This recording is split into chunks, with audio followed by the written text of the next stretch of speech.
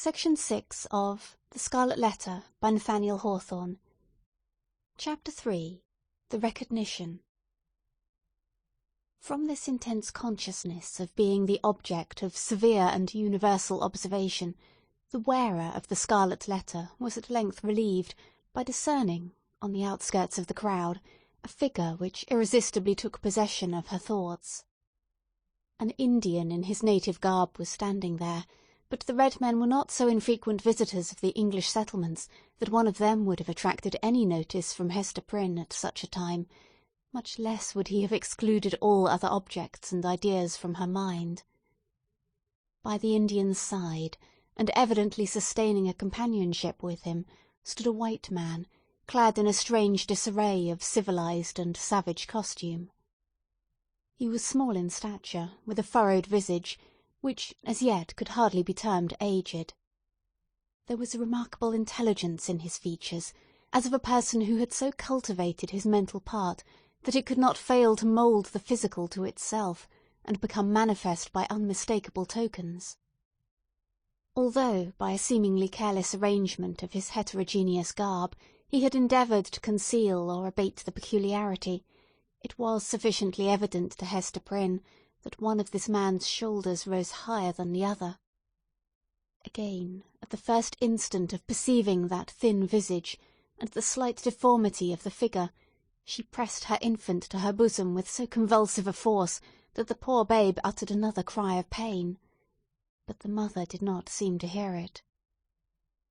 At his arrival in the market-place, and some time before she saw him, the stranger had bent his eyes on Hester Prynne. It was carelessly at first, like a man chiefly accustomed to look inward, and to whom external matters are of little value and import, unless they bear relation to something within his mind. Very soon, however, his look became keen and penetrative. A writhing horror twisted itself across his features, like a snake gliding swiftly over them, and making one little pause, with all its wreathed intervolutions in open sight.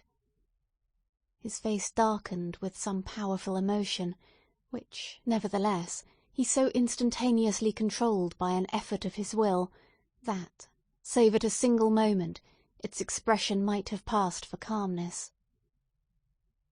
After a brief space the convulsion grew almost imperceptible, and finally subsided into the depths of his nature. When he found the eyes of Hester Prynne fastened on his own, and saw that she appeared to recognize him, he slowly and calmly raised his finger, made a gesture with it in the air, and laid it on his lips. Then, touching the shoulder of a townsman who stood near him, he addressed him in a formal and courteous manner. "I pray you, good sir," said he, "who is this woman, and wherefore is she here set up to public shame?" "You must needs be a stranger in this region, friend," answered the townsman, looking curiously at the questioner and his savage companion. "Else you would surely have heard of Mistress Hester Prynne and her evil doings. She hath raised a great scandal, I promise you, in godly Master Dimmesdale's church." "You say truly," replied the other. "I am a stranger, and have been a wanderer, sorely against my will. I have met with grievous mishaps by sea and land, and have been long held in bonds among the heathen folk to the southward, and am now brought hither by this Indian to be redeemed out of my captivity. Will it please you, therefore, to tell me of Hester Prynne's, have I her name rightly, of this woman's offences, and what has brought her to yonder scaffold?" "Truly, friend, and methinks it must gladden your heart, after your troubles and sojourn in the wilderness," said the townsman, "to find yourself at length in a land where iniquity is searched out and punished in the sight of rulers and people, as here in our godly New England. Yonder woman, sir, you must know, was the wife of a certain learned man, English by birth, but who had long ago dwelt in Amsterdam, whence, some good time agone, he was minded to cross over and cast in his lot with us of the Massachusetts. To this purpose he sent his wife before him, remaining himself to look after some necessary affairs. Marry, good sir, in some 2 years or less that the woman has been a dweller here in Boston, no tidings have come of this learned gentleman, Master Prynne, and his young wife, look you, being left to her own misguidance." "Ah, aha, I conceive you," said the stranger with a bitter smile. "So learned a man as you speak of should have learned this too in his books. And who, by your favour, sir, may be the father of yonder babe? It is some 3 or 4 months old, I should judge, which Mistress Prynne is holding in her arms." "Of a truth, friend, that matter remaineth a riddle, and the Daniel who shall expound it is yet a-wanting," answered the townsman. "Madam Hester absolutely refuseth to speak, and the magistrates have laid their heads together in vain. Peradventure the guilty one stands looking on at this sad spectacle, unknown of man, and forgetting that God sees him." "The learned man," observed the stranger with another smile, "should come himself to look into the mystery." "It behooves him well if he be still in life," responded the townsman. "Now, good sir, our Massachusetts magistracy, bethinking themselves that this woman is youthful and fair, and doubtless was strongly tempted to her fall, and that, moreover, as is most likely, her husband may be at the bottom of the sea, they have not been bold to put in force the extremity of our righteous law against her. The penalty thereof is death. But in their great mercy and tenderness of heart they have doomed Mistress Prynne to stand only a space of 3 hours on the platform of the pillory, and then, and thereafter, for the remainder of her natural life, to wear a mark of shame upon her bosom." "A wise sentence," remarked the stranger, gravely bowing his head. "Thus she will be a living sermon against sin, until the ignominious letter be engraved upon her tombstone. It irks me, nevertheless, that the partner of her iniquity should not, at least, stand on the scaffold by her side. But he will be known. He will be known. He will be known." He bowed courteously to the communicative townsman, and, whispering a few words to his Indian attendant, they both made their way through the crowd. While this passed, Hester Prynne had been standing on her pedestal, still with a fixed gaze towards the stranger, so fixed a gaze that, at moments of intense absorption, all other objects in the visible world seemed to vanish, leaving only him and her.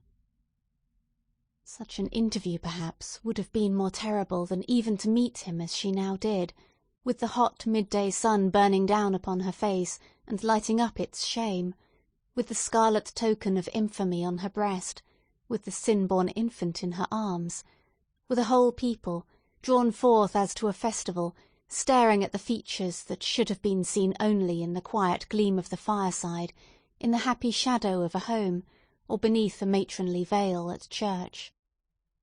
Dreadful as it was, she was conscious of a shelter in the presence of these 1,000 witnesses. It was better to stand thus, with so many betwixt him and her, than to greet him face to face, they two alone. She fled for refuge, as it were, to the public exposure, and dreaded the moment when its protection should be withdrawn from her.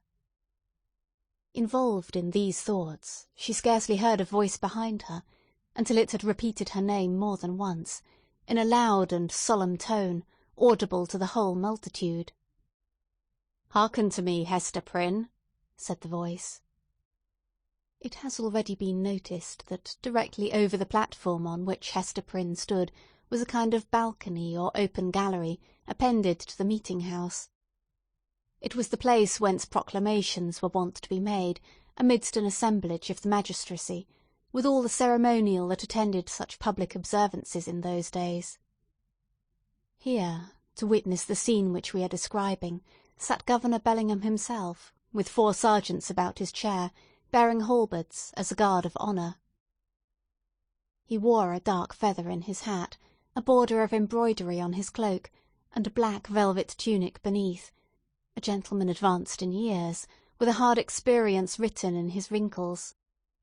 He was not ill-fitted to be the head and representative of a community which owed its origin and progress, and its present state of development, not to the impulses of youth, but to the stern and tempered energies of manhood and the sombre sagacity of age, accomplishing so much, precisely because it imagined and hoped so little.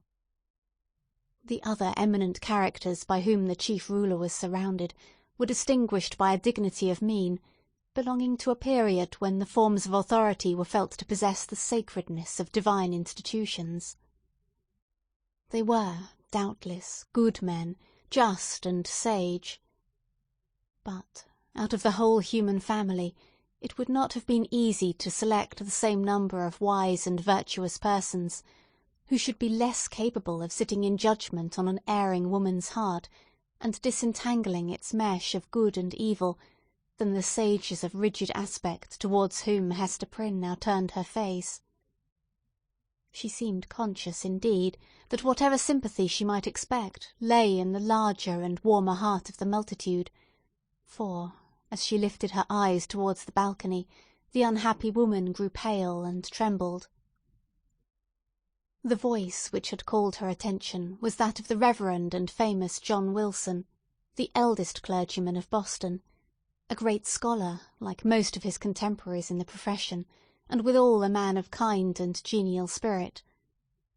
This last attribute, however, had been less carefully developed than his intellectual gifts, and was, in truth, rather a matter of shame than self-congratulation with him.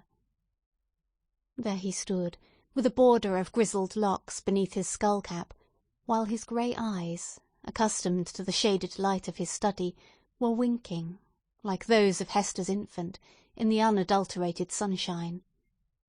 He looked like the darkly engraved portraits which we see prefixed to old volumes of sermons, and had no more right than one of those portraits would have to step forth, as he now did, and meddle with a question of human guilt, passion, and anguish. "Hester Prynne," said the clergyman, "I have striven with my young brother here, under whose preaching of the word you have been privileged to sit." Here Mr. Wilson laid his hand on the shoulder of a pale young man beside him. "I have sought, I say, to persuade this godly youth that he should deal with you, here in the face of heaven, and before these wise and upright rulers, and in hearing of all the people, as touching the vileness and blackness of your sin. Knowing your natural temper better than I, he could the better judge what arguments to use, whether of tenderness or terror, such as might prevail over your hardness and obstinacy, insomuch that you should no longer hide the name of him who tempted you to this grievous fall. But he opposes to me, with a young man's over-softness, albeit wise beyond his years, that it were wronging the very nature of woman to force her to lay open her heart's secrets in such broad daylight, and in presence of so great a multitude.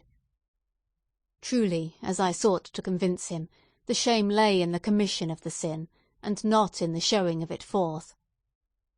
What say you to it, once again, Brother Dimmesdale? Must it be thou or I that shall deal with this poor sinner's soul?" There was a murmur among the dignified and reverend occupants of the balcony, and Governor Bellingham gave expression to its purport, speaking in an authoritative voice, though tempered with respect towards the youthful clergyman whom he addressed. "Good Master Dimmesdale," said he, "the responsibility of this woman's soul lies greatly with you. It behooves you, therefore, to exhort her to repentance and to confession as a proof and consequence thereof."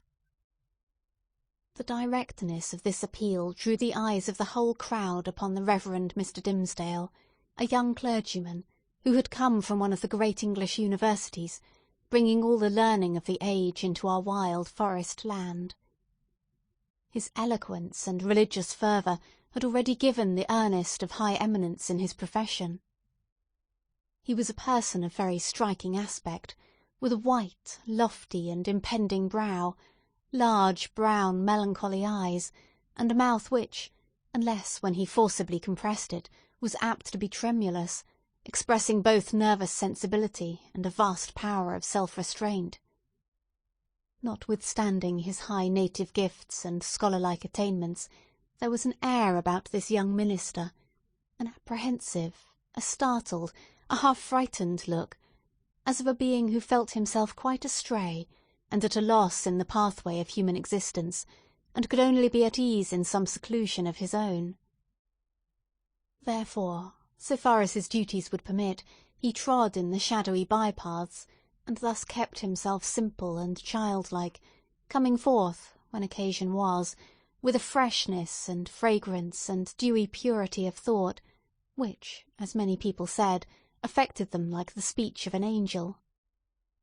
Such was the young man whom the Reverend Mr. Wilson and the Governor had introduced so openly to the public notice, bidding him speak, in the hearing of all men, to that mystery of a woman's soul, so sacred even in its pollution. The trying nature of his position drove the blood from his cheek, and made his lips tremulous. "Speak to the woman, my brother," said Mr. Wilson. "It is of moment to her soul, and, therefore, as the worshipful Governor says, momentous to thine own, in whose charge hers is. Exhort her to confess the truth." The Reverend Mr. Dimmesdale bent his head in silent prayer, as it seemed, and then came forward. "Hester Prynne," said he, leaning over the balcony, and looking down steadfastly into her eyes, "thou hearest what this good man says, and seest the accountability under which I labour. If thou feelest it to be for thy soul's peace, and that thy earthly punishment will thereby be made more effectual to salvation, I charge thee to speak out the name of thy fellow-sinner and fellow-sufferer.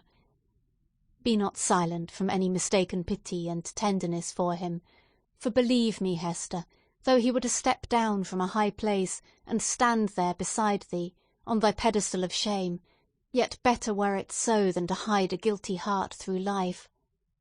What can thy silence do for him, except it tempt him, yea, compel him, as it were, to add hypocrisy to sin? Heaven hath granted thee an open ignominy, that thereby thou mayest work out an open triumph over the evil within thee and the sorrow without. Take heed how thou deniest to him, who perchance hath not the courage to grasp it for himself, the bitter but wholesome cup that is now presented to thy lips." The young pastor's voice was tremulously sweet, rich, deep, and broken. The feeling that it so evidently manifested, rather than the direct purport of the words, caused it to vibrate within all hearts, and brought the listeners into one accord of sympathy. Even the poor baby at Hester's bosom was affected by the same influence, for it directed its hitherto vacant gaze towards Mr. Dimmesdale, and held up its little arms, with a half-pleased, half-plaintive murmur. So powerful seemed the minister's appeal, that the people could not believe but that Hester Prynne would speak out the guilty name, or else that the guilty one himself, in whatever high or lowly place he stood, would be drawn forth by an inward and inevitable necessity, and compelled to ascend the scaffold. Hester shook her head. "Woman, transgress not beyond the limits of Heaven's mercy," cried the Reverend Mr. Wilson, more harshly than before. "That little babe hath been gifted with a voice to second and confirm the counsel which thou hast heard. Speak out the name. That and thy repentance may avail to take the scarlet letter off thy breast." "Never," replied Hester Prynne, looking, not at Mr. Wilson, but into the deep and troubled eyes of the younger clergyman. "It is too deeply branded. Ye cannot take it off, and would that I might endure his agony as well as mine." "Speak, woman," said another voice, coldly and sternly, proceeding from the crowd about the scaffold. "Speak, and give your child a father." "I will not speak," answered Hester, turning pale as death, but responding to this voice, which she too surely recognised. "And my child must seek a heavenly father. She shall never know an earthly one."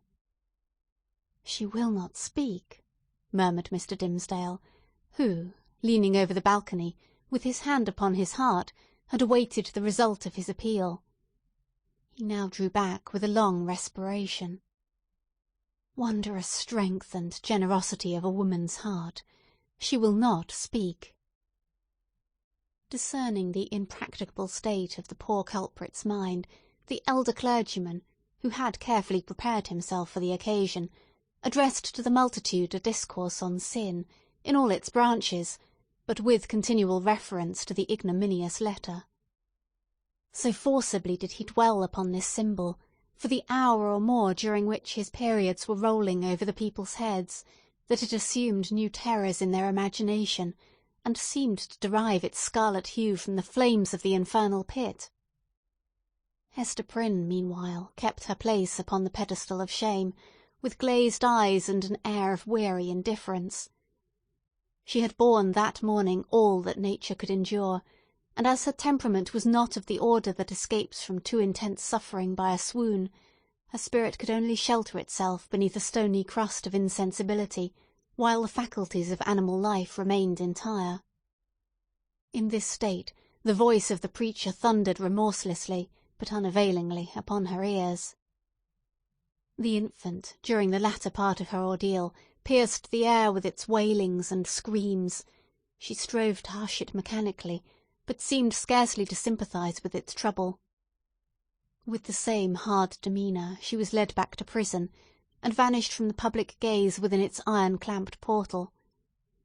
It was whispered by those who peered after her that the scarlet letter threw a lurid gleam along the dark passageway of the interior. End of section 6.